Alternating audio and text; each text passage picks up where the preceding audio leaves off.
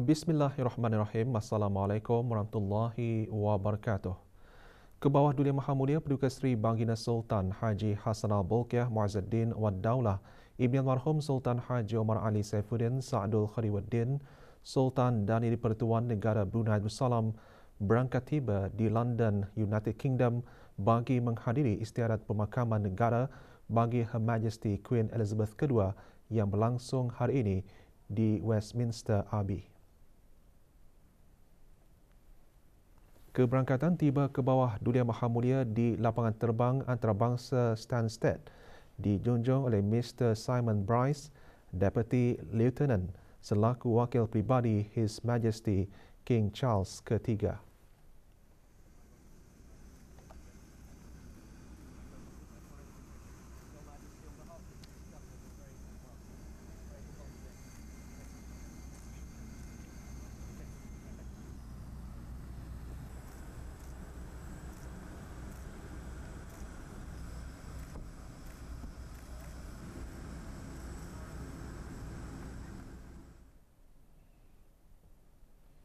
Juga hadir bagi menjunjung keberangkatan tiba ke bawah Dulia Maha Mulia ialah Yang Berhormat Datuk Seri Setia Haji Irwan bin Pihin Datu Pekermajaya Haji Muhammad Yusof, Menteri Hal Ehwal Luar Negeri kedua dan Tuan Yang Terutama Laksmana Pertama Bersara Pengiran Datuk Seri Pahlawan Nur Azmi bin Pengiran Haji Muhammad, Pesuruhjaya Tinggi Negara Brunei Darussalam ke United Kingdom dan Air.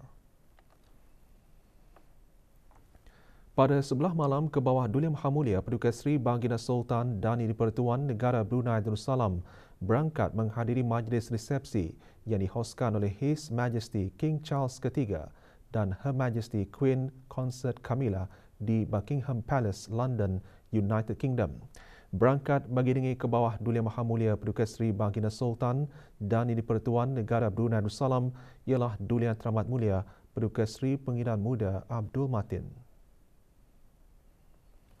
Semasa majlis resepsi yang juga dihadiri oleh ahli-ahli kerabat-kerabat diraja, ketua-ketua negara serta tetamu-tetamu daripada seluruh dunia itu, ke bawah Dulia Maha Mulia secara peribadinya menzahirkan rasa duka cita yang amat mendalam ke hadapan majlis His Majesty King Charles III atas kemangkatan Bonda Baginda Her Majesty Queen Elizabeth II.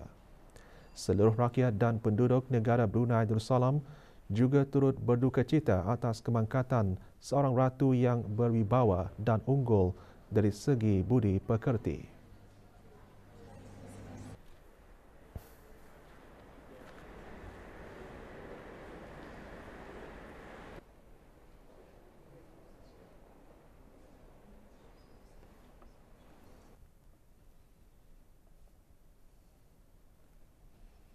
Hubungan akrab ke bawah Dulia Maha Mulia dan Her Majesty the Queen sudah sekian lama terjalin sejak berdekad lamanya, di mana baginda berdua sering berangkat mengadakan pertemuan bersama sebelum ini bagi sama-sama membincangkan dan berkongsi perkara-perkara yang menjadi kepentingan bersama.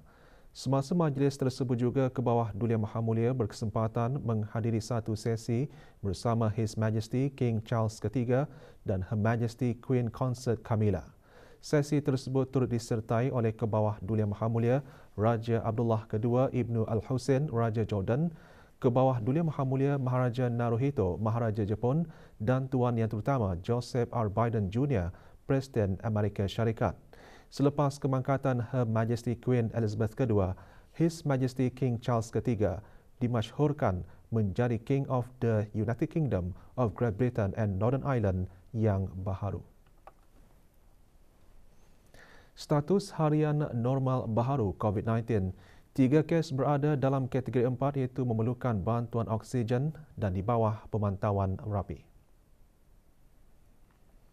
Kementerian Kesihatan maklumkan 281 kes dilaporkan sembuh dengan 1 kes kematian turut direkodkan.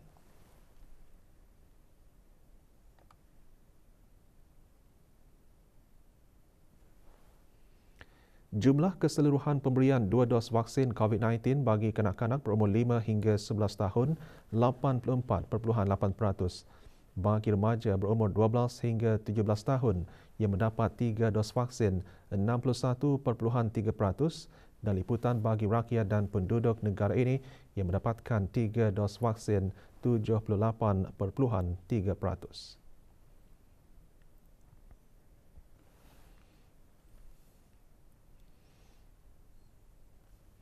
Sempena sambutan ulang tahun Hari Keputeraan ke bawah Dulia Maha Mulia Paduka Seri Baginda Sultan dan Yang di-Pertuan Negara Brunei Darussalam ke-76, Masjid Rashidah Saratul Bolkiah mengadakan Majlis Khatam Al-Quran 76 kali.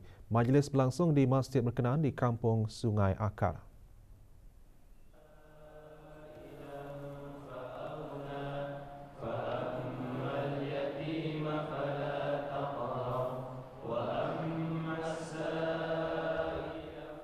Hadirin berhormat Pihin Udana Khatib Datuk Paduka Seri Setia Ustaz Haji Awang Badarudin bin Pengarah Datuk Paduka Haji Awang Osman Menteri Hal Ehwal Agama.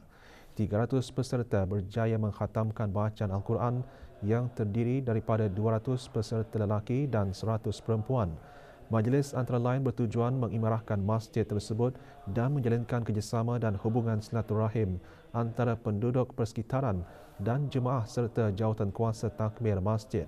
Juga hadir Pengiran Datuk Seri Paduka Haji Muhammad Tashim bin Pengiran Haji Hassan, Timbalan Menteri Hal Ehwal Agama.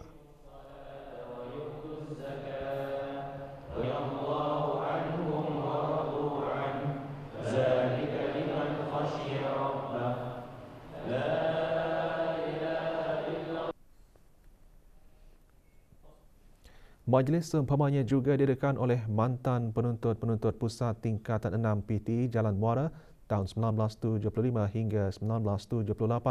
Majlis yang merupakan wacana kasih dan sayang kepada Kebawah Dulia Maha Mulia itu berlangsung di Masjid Suri Sri Begawan Raja, Pengiran Anak Damit, Kampung Manggis, Madang. Majlis bermula dengan bacaan surah Al-Fatihah beramai-ramai yang dipimpin oleh Yang Berhormat Pihin Datu Laila Raja Major Jeneral Besara Datuk Paduka Seri Haji Awang Halbi bin Haji Muhammad Yusof, Menteri di Jabatan Perdana Menteri, selaku penaung bersama majlis yang juga merupakan mantan penuntut PTE Jalan Muara. Majlis diteruskan dengan bacaan ayat-ayat lazim beramai-ramai oleh 150 peserta terdiri dari mantan pengetua-pengetua dan para tenaga pengajar PTE serta mantan penuntut-penuntut lelaki dan perempuan PTE Jalan Muara.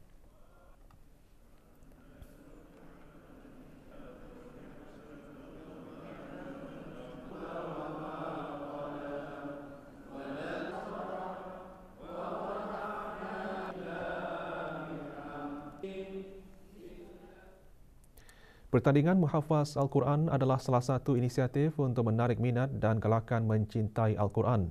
Acara anjuran Majlis Perundingan Kampung Pancur itu diadakan di Sekolah Rendah Datuk Muhammad Yassin, Kampung Mentiri. Hadir Pengiran Datuk Seri Paduka Haji Muhammad Tashim bin Pengiran Haji Hassan, Timbalan Menteri Hal Ehwal Agama. Pertandingan dibagikan kepada 2 kategori. Johan kategori 1 Awang Ahmad Haris Irfan bin Haji Umar Dani dan kategori 2 disandang oleh Daeng Siti Nora Shifa binti Haji Awang Muhammad Edi Hardi.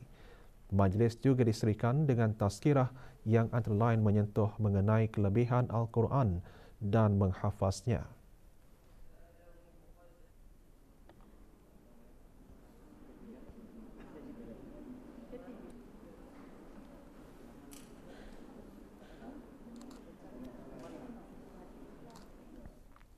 Rabitah Antarabangsa Alumni Al-Azhar Brunei Darussalam mengadakan mesyuarat agungnya kali ketiga.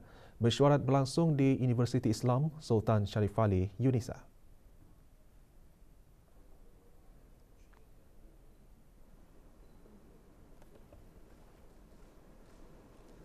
Terdahulu diadakan pelancaran Sautul Rabitah oleh Datuk Seri Setia Haji Abdul Aziz bin Orang Kaya Maharaja Lela Haji Yusof, Rais Jawatan Kuasa Eksekutif Rabitah Antarabangsa Alumni Al-Azhar Brunei Darussalam 1442 hingga 1443 Hijrah selaku pengerusi mesyuarat. Sautul Rabitah merupakan sebuah platform atau induk maklumat yang merekod dan merakam pelbagai aktiviti dan program yang dijalankan. Selain berperanan untuk menterjemah objektif penubuhan Rabitah dalam menyampai dan menebar nasihat kepada masyarakat, mesyuarat antara lain membincangkan penelitian dan pengesahan minit mesyuarat lepas dan pembentangan laporan aktiviti. Juga hadir Dr. Haji Nur Arfan bin Haji Zainal, Rektor UNISA.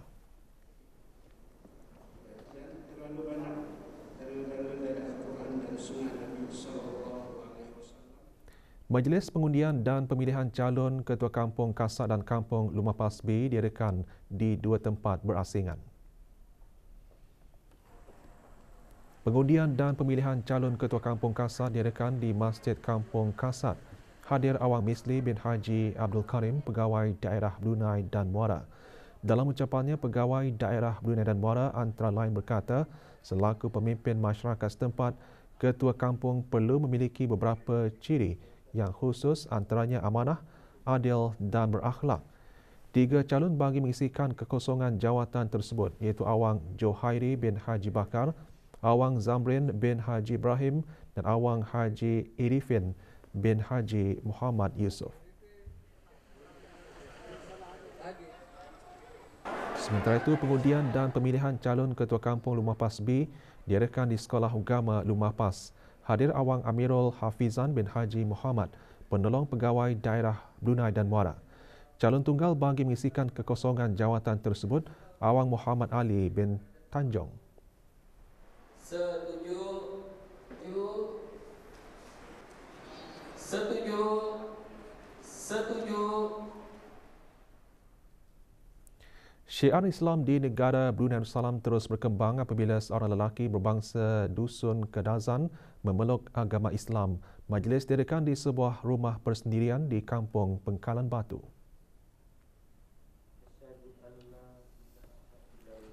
Wa asyhadu anna Muhammadar Rasulullah. Awang Kudiri bin Subing, 50 tahun, memilih nama Islamnya sebagai Awang Muhammad Anwari Subing bin Abdullah. Majlis berlangsung di hadapan pegawai-pegawai dari bahagian pengembangan dakwah pengislaman Pusat Dakwah Islamiah. Majlis diserikan dengan dikir marhaban.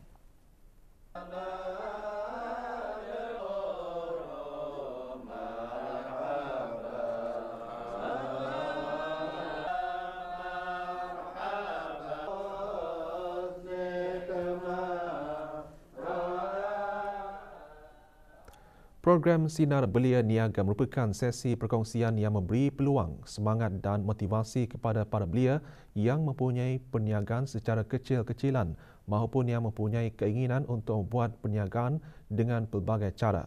Program dikendalikan oleh Jabatan Belia dan Sukan Cawangan Daerah Tutong itu diadakan di Pusat Belia Tutong. Program disampaikan oleh 2 orang usahawan muda yang menjadi ikon kepada belia-belia lain dengan memotivasikan kejayaan yang mereka capai pada masa ini.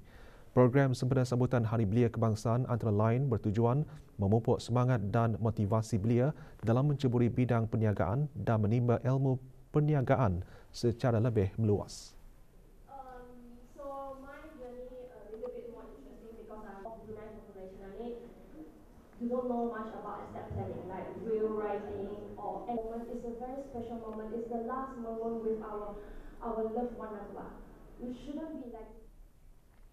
Aktiviti meneka jumlah buku di dalam kotak antara aktiviti yang menjadi tarikan pengunjung semasa Karnival Memperkasa Budaya Membaca 2022 yang diadakan di Perpustakaan Dewan Bahasa dan Pustaka Daerah Tutong.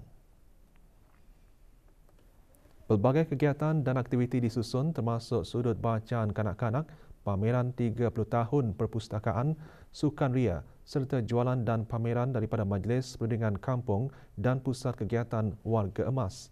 Selain membudayakan masyarakat mesra perpustakaan, Karnival antara lain bertujuan bagi menyampaikan peranan dan fungsi perpustakaan dalam menggalakkan budaya suka membaca. Aktiviti ini juga melibatkan pihak-pihak swasta, perniagaan sendirian, syarikat-syarikat, pusat-pusat kegiatan, Majlis Perundingan Kampung, usahawan belia. Diharap dengan adanya aktiviti dan kegiatan seperti ini akan dapat mengenalkan lagi kepada masyarakat tentang perpustakaan, iaitu perkhidmatan dan juga kemudahan-kemudahan yang telah disediakan. Acara aktiviti Melalui karnival ini juga dapat meningkatkan lagi kesedaran orang ramai mengenai kepentingan budaya membaca.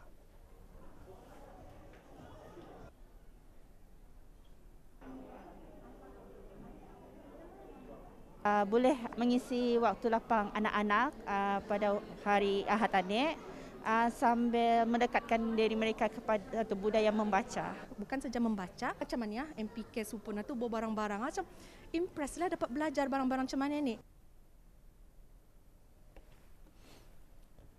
Lebih 80 ahli pengakap daripada 15 kumpulan di bawah Persekutuan Pengakap Negara Brunei Darussalam menyertai kempen kebersihan di kebun Tang Selangan, Kampung Tunku Katok. Kempen merupakan projek usaha antara Persatuan Pengakap Brunei Muara dan Majlis Perundingan Kampung Tunku Katok sempena program Clean Up the World 2022. Kempen yang bertujuan memberikan pendedahan kepada masyarakat untuk menjaga kesejahteraan alam sekitar ini merupakan kerjasama United Nations Environment Program dan disokong oleh World Organisation of Scout Movement serta pertubuhan bukan kerajaan NGO yang lain. Hadir Datuk Paduka Arkitek Awang Haji Idris bin Haji Abbas yang di-Pertua Persekutuan Pengakap Negara Brunei Darussalam.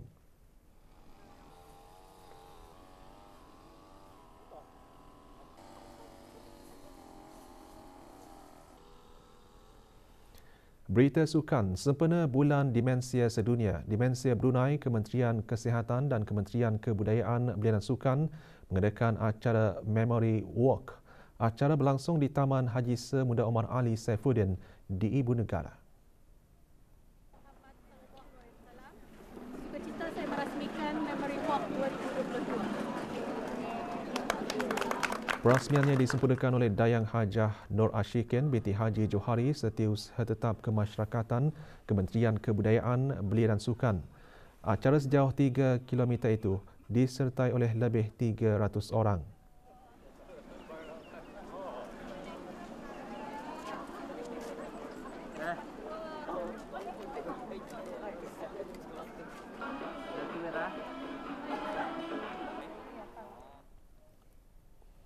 Sebanyak 2 pingat berjaya dibawa pulang oleh atlet sukan karate negara Brunei Darussalam.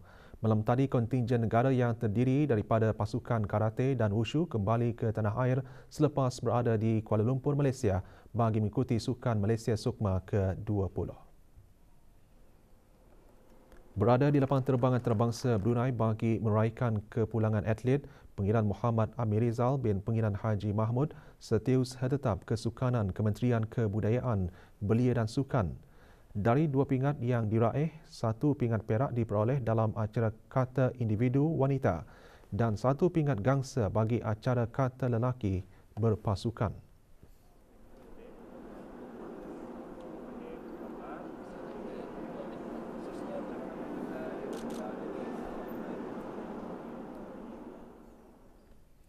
Skuad bola sepak negara Brunei Darussalam bawah 20 tahun meneruskan saingan dalam pusingan kelayakan kejohanan Piala AFC malam tadi.